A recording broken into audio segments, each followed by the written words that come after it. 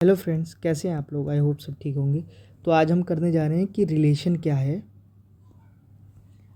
Long run average cost में और long run marginal cost में। इन दोनों का रिलेशन क्या है। ठीक है। सो मैं आपको पहले डायग्राम बना देता हूँ, उसके बाद हम इसका रिलेशन करते हैं। शुरू करने से पहले I will request you people to like, share and subscribe my channel. Let's begin with the topic. So पहले मैं डायग्राम बना देता हूँ। This is x-axis, this is y-axis, this is 0. On this y-axis we have cost and here we have output. ठीक है। तो long run marginal cost का diagram ऐसे होता है। LAC और LMC long run marginal cost उसको मिनिमम पे और काटती है। This is long run marginal cost, this is point of equilibrium. ठीक है। तो इसको मैं थोड़ा लॉन्ग रन एवरेज कॉस्ट और ये रहा लॉन्ग रन मार्जिनल कॉस्ट। ठीक है। ये रहा long run average cost, long run marginal cost. ठीक है। सो इनका रिलेशन क्या है आपस में। रिलेशन क्या है इनका। पहला रिलेशन है इनका कि व्हेन LAC फॉल्स, जब LAC गिरता है तो LMC जो होता है लॉन्ग रन मार्जिनल कॉस्ट जो होता है वो स्मॉलर होता है किससे, LAC से। इसका मतलब क्या हो गया कि LAC is greater than LMC। ठीक है।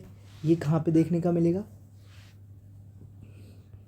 ये आपको देखने को मिलेगा यहाँ पे। जब LAC गिर रहा है,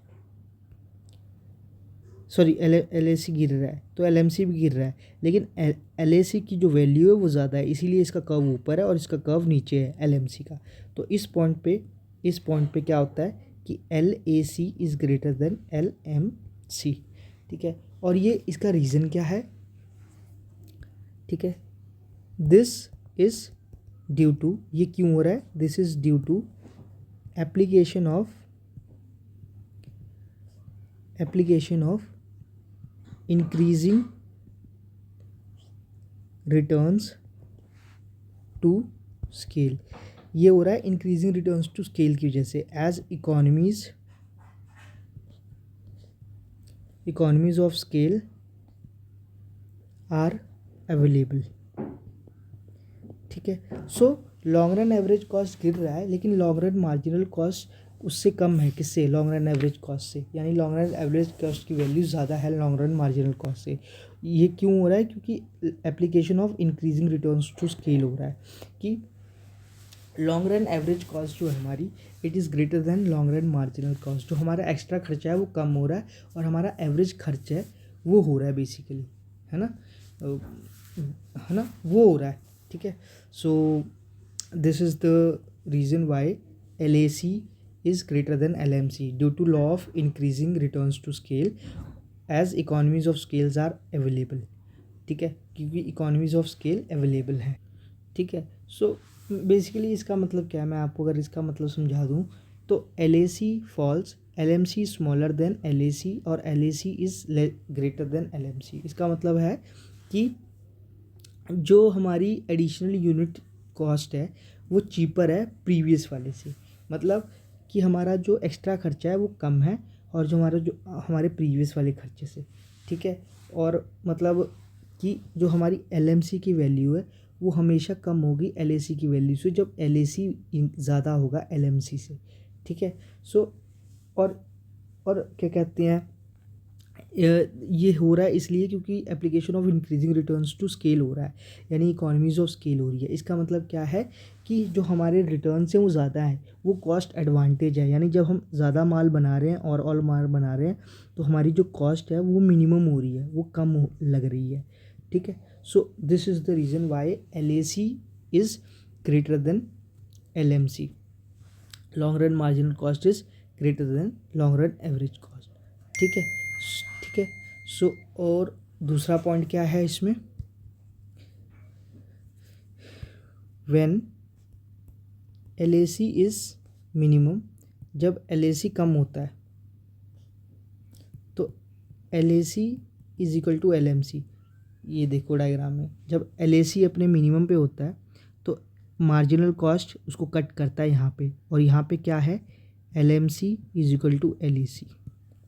ठीक है, ये क्यों हो रहा है? This is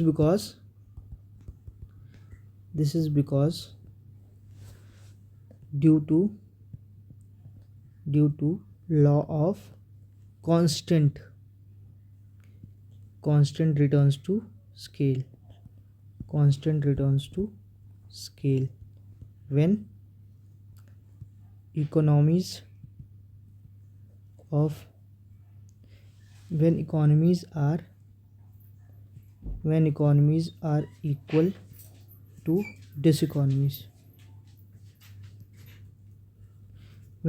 are equal to diseconomies, ठीक है, डिसइकोनॉमीज।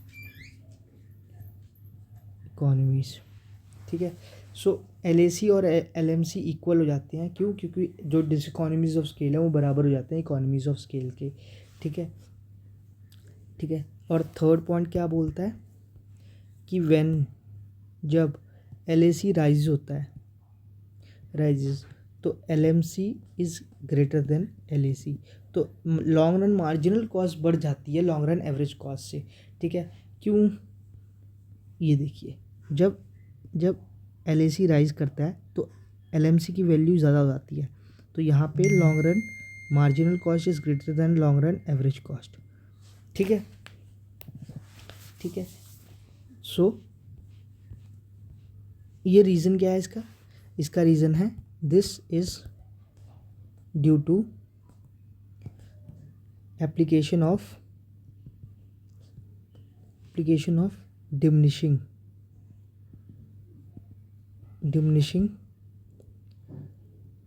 returns to scale, as diseconomies becomes greater, क्योंकि हमारी डिसइकोनॉमीज ज़्यादा जाती हैं देन इकोनॉमीज ऑफ स्केल, और हमारे फ़ायदे जो होते हैं वो कम होने लग जाते हैं। ठीक है, सो आई होप आपको ये समझ में आ गया होगा कि रिलेशन क्या है LMC और LAC में। अगर आप शॉर्ट रन मार्जिनल कॉस्ट और शॉर्ट रन एवरेज कॉस्ट का रिलेशन याद रखा होगा तो इसको करने में आपको ज़्यादा खासा दिक्कत नहीं आई होगी। ठीक है, सो मिलते हैं नेक्स्ट लेक्चर में, टिल देन बाय। और अगर आपको कोई भी प्रॉब्लम हो तो please comment me into the comment section. I will definitely reply to your queries. Thank you so much for joining this. Thank you, and also please like, share and subscribe my channel. Thank you.